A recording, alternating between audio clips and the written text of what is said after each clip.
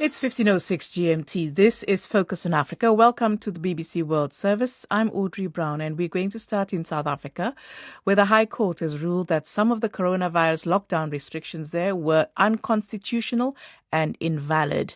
South Africa had one of the strictest lockdowns in the world, with things like the sale of flowers and cooked food, for instance, being banned.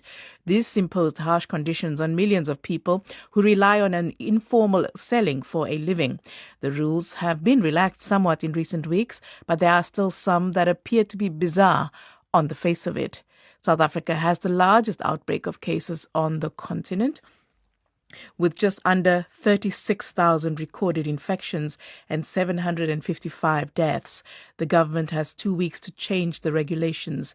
Meanwhile, cases are set to surge. Now, while South Africa has to respond to a court challenge for its restrictions, Tanzania is reopening its borders to international travelers. Travel and tourism has taken a serious knock around the world, and Tanzania's lucrative tourism industry is no different. The government has taken a different tack to its neighbors in fighting COVID-19 by not imposing a strict lockdown, for instance. And President Magufuli has poured scorn on the efficacy of testing kits. So what has been done to keep the virus at bay? Bola has been speaking to the tourism minister, Hamise Kigwangala. In the first place, I don't know if many people have been having knowledge of what measures Tanzania has been putting in place to control the COVID pandemic. But we've been putting a lot of measures to protect our people as well as visitors to the country. And that's why we didn't register so many deaths or new cases related to COVID-19. It's just politics. And as well, some neighbors were making a lot of noises that were negative for Tanzania, but we are doing all that we could to control the pandemic. And that's why we don't have so many deaths as the WHO and the other international organizations had predicted that it would, that we are going to have a massacre. Our health system is going to have to be overwhelmed. We didn't have all of that. For people that are curious as to what you mean by that, I know your neighbours, let's say Kenya, for instance, has had over 2,000 cases, and Uganda has 489, just under 500, which is around the figure that Tanzania has also had. You've had 21 deaths, and there are many who are maybe curious how you've even kept those numbers so low, especially given that we know President Magufuli has been rather sceptical about the COVID tests themselves. How were you able to keep your numbers so low? We closed the schools and colleges. We closed the sky for international flights. We undertook the mandatory 14 days quarantine for all visitors coming to Tanzania at the early stage of the outbreak in Tanzania. And we had a mandatory face mask wearing for whoever goes in public places and is meeting people or all these areas that have events, controlled the number of people who could attend a particular event. All those standard measures were put in place.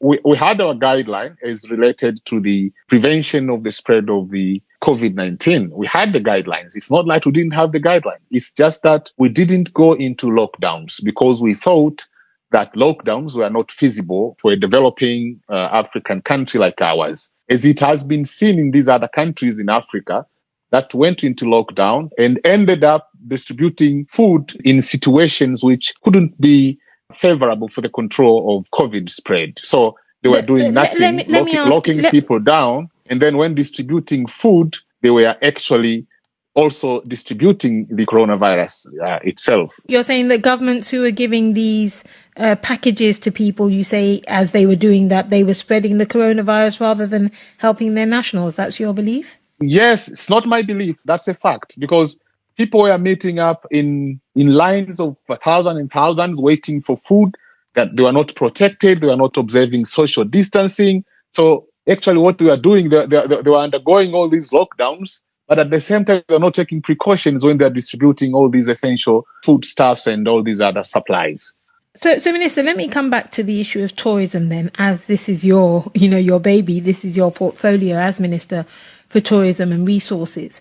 Let's say I'm a tourist that I want to come to Tanzania. What kind of reassurances will you give me If I say, well, that's what you're saying, Minister Kinwangala, you're saying that, with what you've done, with the guidelines you've put in place, you've protected your nationals. How do I know you haven't just been suppressing the figures, or how do I know that you perhaps just don't know all the figures because not everybody is coming forward?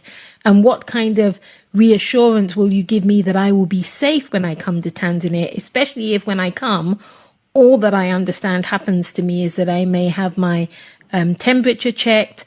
I don't have to go into quarantine for a long period of time.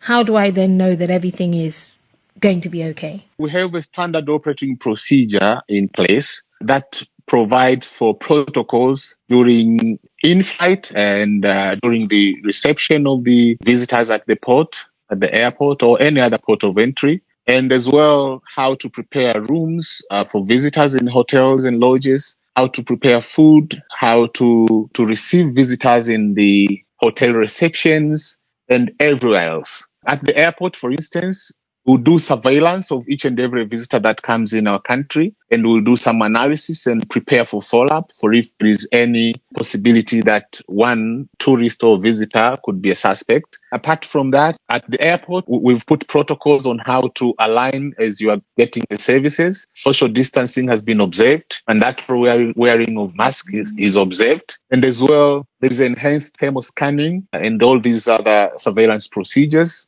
which are in place. The place is being fumigated with appropriate chemicals so as to ensure that there is safety at each and every point in time.